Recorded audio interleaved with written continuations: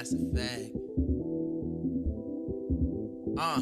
Look, I used to want a girl that was just like Maya.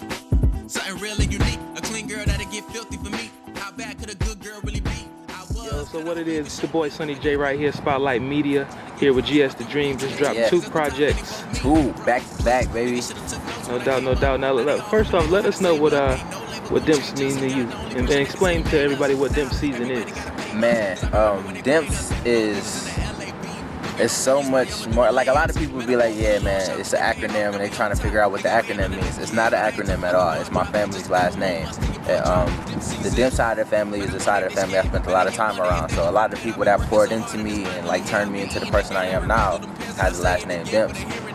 Even though I ended up getting my dad's last name, which is McQueen, I always felt more connected with the Dimps side, and that's just kind of where it goes. So on the album, I talk about a lot of the people I grew up with, talk about a lot of the family I kicked it with, talked about, you know, how my granddad raised me with him being a pastor, and a bunch of everything, man. But Dimps is definitely a word that just resonates strong with me, even though it's not like something you catch in the dictionary.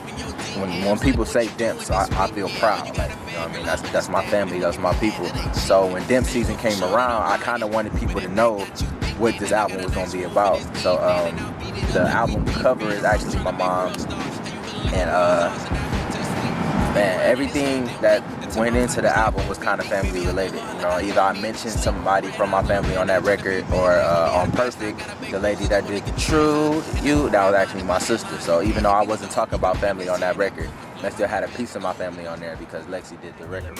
Your favorite rapper get blasted up on the wall with my victims. Lyrically, I'm a maverick. Vince Carter. Watch how I kick-started these anthems. I make niggas wanna re-rap like they fucked up the package. I'm battle rapping with dragons. We gon' see who hotter. You was never good with them fractions. You can't see the problem. Please be honest. Who could slam with me? I feel like I was part of Onyx. I stopped my remorse for the beat and started to moan the artist. Leave your dilly departed. I'm too real of an artist. I wipe the tears of your daughter while putting fear in the heartless. I'm that part of the mirror that make you feel your reflection. I'm too clumsy to step with. Trading bars is a death wish. Maybe y'all should accept. GS the Dream, the name. How'd you come up with that name, and why is it so important that people spell it right? Man, because I know you get upset when people spell it wrong. Because it be on every poster wrong. Everything that's capitalized has a meaning. The G and the S is my parents, George and Sean, and that's also, you know what I mean, 2 names that I came up with. And like, I think the little hyphen in between is kind of like my way of putting a bond together, and then because you can't just put GS Dream together, it looks weird.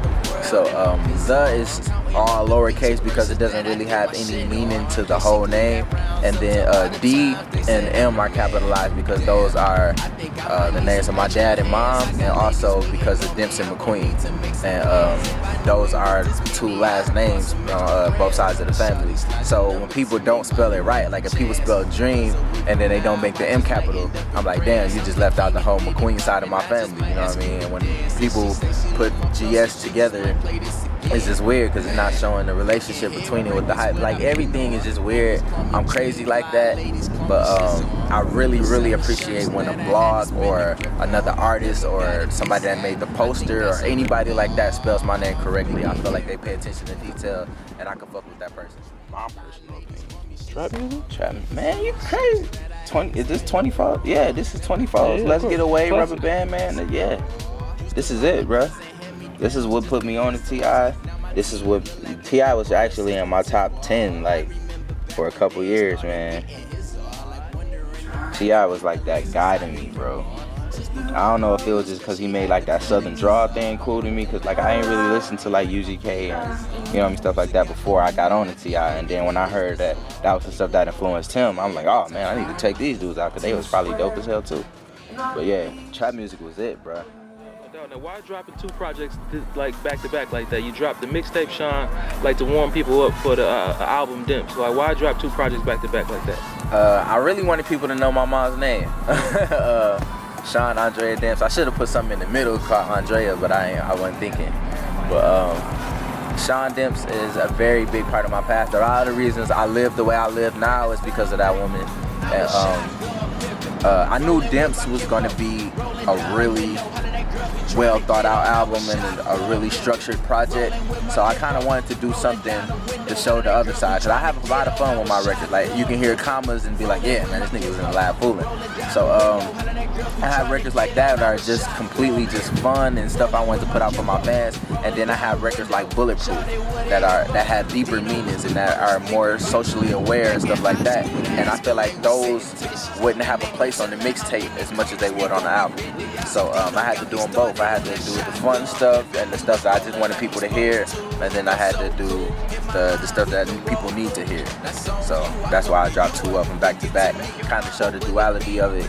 Like I can be fun, I can make party music, but I can also make you think. And I think that's something that's really needed in hip hop, especially in Flint hip hop. What was the funnest record on this project to record? What was your most favorite record to record on this project? My favorite record was probably In My Feelings, just because of where it took me back to. It's actually like a very big nostalgia record. Like it takes me from when I was young, when I had a crush on my teacher, man. I just knew I was in love with her. But she was like way, way, way older than I was. I was like 9.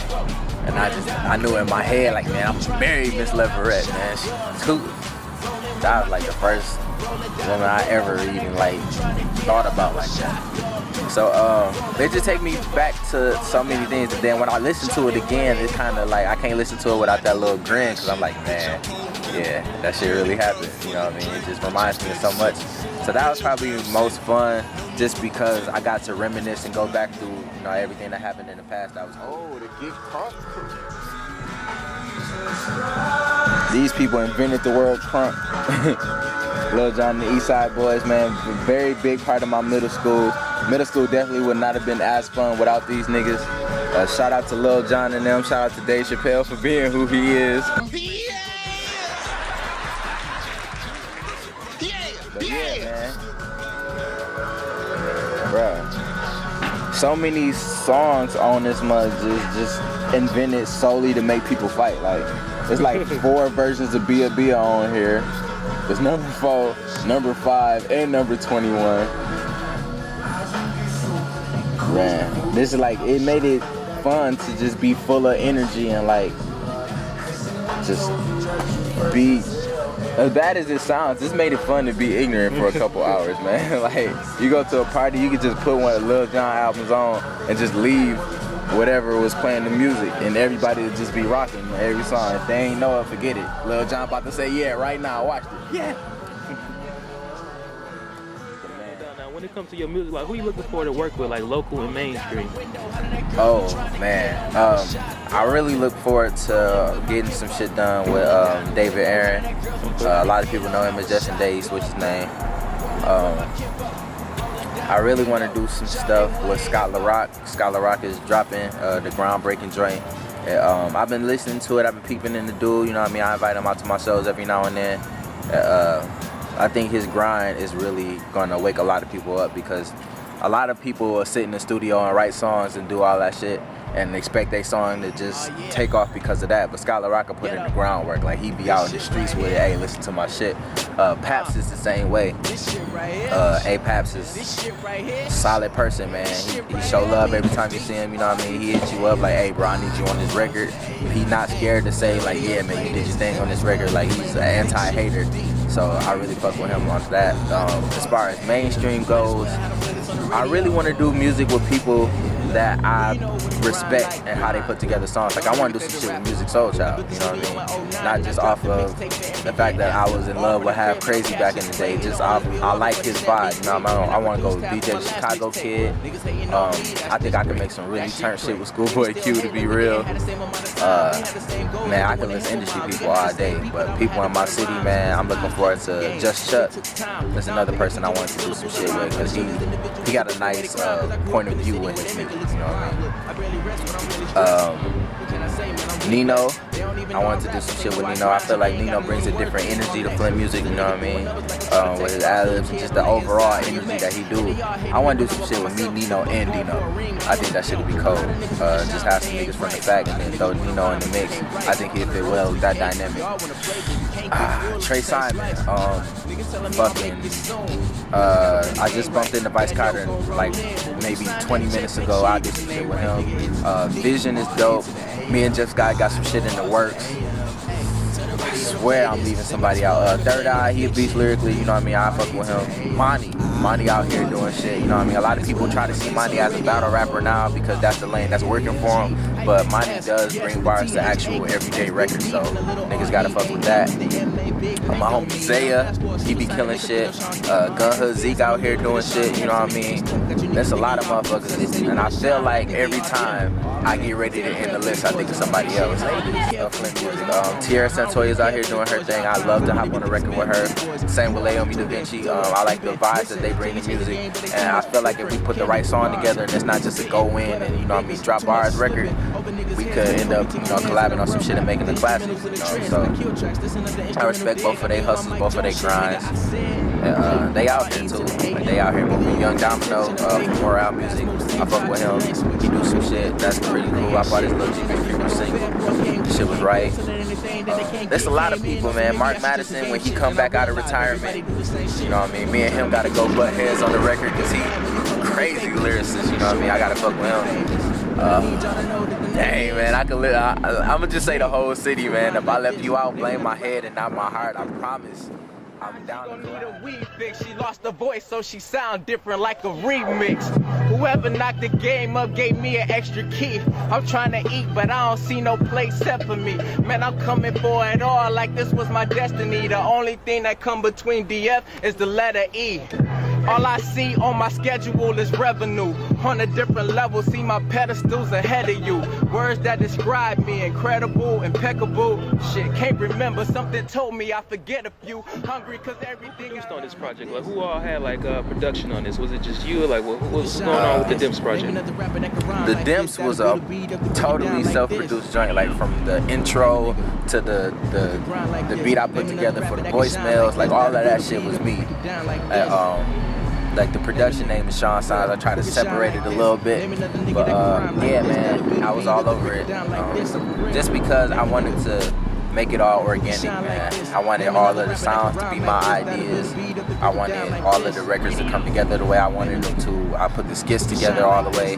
Like everything from A to B was pretty much me, as far as the mixing, the production, the lyrics, all of that stuff. Like I asked people about their opinion on it, but a lot of it was just me and my vision for how I wanted to portray Dimps.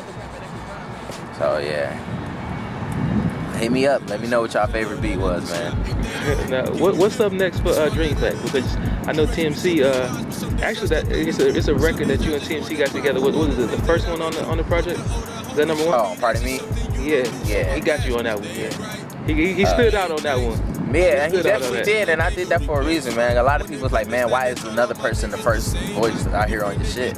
And I'm like, man, because he deserved it. Like, you know, when I listen to that verse, man, it's not just on some, oh yeah, that's my homie shit, you know what I mean? Like, he really talked about some shit that was on his head, and when I told him the concept of the record, like, he just took it and ran with it.